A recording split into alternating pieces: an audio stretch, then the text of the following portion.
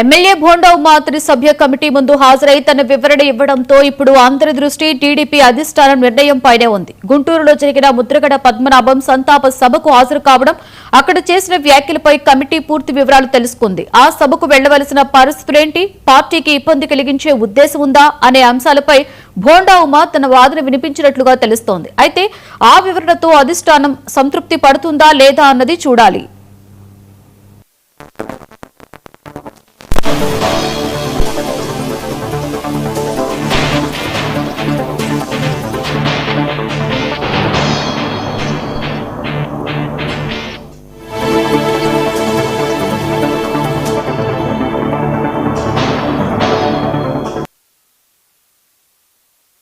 త్రిసభ్య కమిటీ తన నివేదికను పార్టీ అధిష్టానానికి అందించిన తర్వాతే తుది నిర్ణయం వెలువడే అవకాశం కనిపిస్తోంది. క్రమశిక్షణ విషయంలో రాజీ ఉండదని ఇప్పటికే చంద్రబాబు పలుమార్లు స్పష్టం చేశారు. అందుకే ఈ వ్యవహారాన్ని అధిష్టానం చాలా జాగ్రత్తగా పరిశీలిస్తున్నట్లు సమాచారం.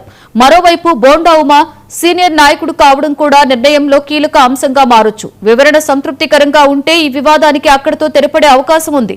లేకపోతే పార్టీ నుండి హెచ్చరిక గాని లేదంటే ఇతర చర్యలపై కూడా చర్చ జరిగే అవకాశాన్ని కొట్టిపారేయలేం. ఈ వ్యవహారం ఇప్పుడు భోండా ఉమా రాజకీయ భవిష్యత్తుతో పాటుగా టీడీపీ క్రమశిక్షణ విధానానికి కూడా పరీక్షగా మారింది. 3 మెన్ కమిటీ నివేదికపై అధిష్టానం ఎలాంటి నిర్ణయం తీసుకుంటుంది అనేది ఇప్పుడు రాజకీయ వర్గాలలో ఆసక్తికరంగా మారింది.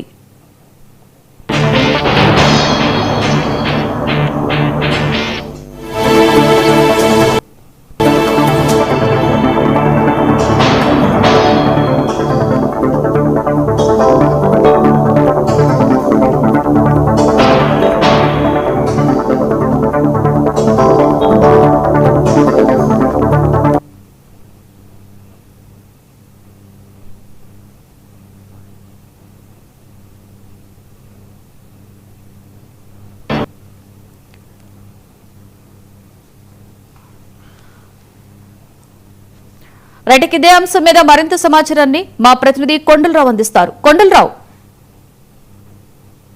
లక్ష్మి, టీడీపీ కేంద్ర కార్యాలయానికి ఇప్పటికే విజయవాడ సెంట్రల్ ఎమ్మెల్యే భోండా ఉమామహేశ్వరరావు చేరుకున్నారు. దానికి ముందే ఏదైతే కమిటీ సభ్యులైనటువంటి పల్లా శ్రీనివాస్ కావచ్చు, మంత్రి నిమ్మల రామానాయుడు కూడా అక్కడికి చేరుకున్న నేపథ్యం కనిపిస్తుంది. మరోవైపు ఏదైతే మాజీ మంత్రి అంబటి రాంబాబు తో కలిసి ఏదైతే ముద్రగడ పద్మనాభ సంతాప సభలో భోండా ఉమా పాల్గొన్నారో దానికి సంబంధించి కూడా ఈ రోజు కమిటీ భోండా ఉమాని పిలవటం జరిగింది. దీనికి సంబంధించి ఎందుకు అలా పాల్గొనాల్సి వచ్చిందో, అలాంటి వ్యాఖ్యలు ఎందుకు చేయాల్సి వచ్చిందనే దాని మీద కూడా భోండా ఉమాని కూడా ఈ కమిటీ సభ్యులు ఎవరైతే రాష్ట్ర పార్టీ అధ్యక్షుడు పల్లా శ్రీనివాస్ కావచ్చు, మంత్రి నిమ్మల రామానాయుడు కూడా వివరణ తీసుకుని ఉన్నారు. దానికి సంబంధించి ఇప్పటికే భోండా ఉమా స్పందించడం జరిగింది. నేను కొన్ని సందర్భాల్లో అలా మాట్లాడాల్సి వచ్చింది తప్ప దానికి సంబంధించి ఎలాంటి ఎవరికైనా నేను సిద్ధంగా ఉన్నానంటూ కూడా చెప్పిన నేపథ్యం. గతంలో కూడా ఏదైతే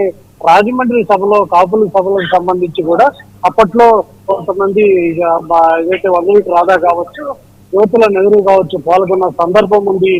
వాళ్ళను కూడా ఎవరిని అడుగుతారా అన్నట్టు కూడా నిన్న భోండా ఉమా చెప్పిన నేపథ్యంలో ఈ రోజు అయితే భోండా ఉమా ఏదైతే కమిటీ సభ్యుల ముందు హాజరయ్యారో దీనికి సంబంధించి ఎలాంటి ఎవరైనా ఇస్తారనేది కూడా వేచి చూడాల్సింది. మరోవైపు అధినేత చంద్రబాబు ఈ విషయంలో చాలా సీరియస్ గా ఉన్నారు. నిన్న చెప్పిన నేపథ్యంలో మరోవైపు రాష్ట్ర అధ్యక్షుడు పల్లా శ్రీనివాస్, నిమ్మల రామానాయుడు ముందు అయితే ఈ రోజు భోండా ఉమా అయితే కొద్దిసేపటి క్రితమే హాజరయ్యారు. Lakshmi.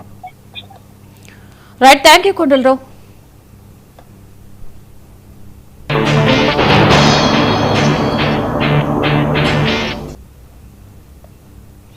That's all for now. For more updates, keep watching 9 to 9.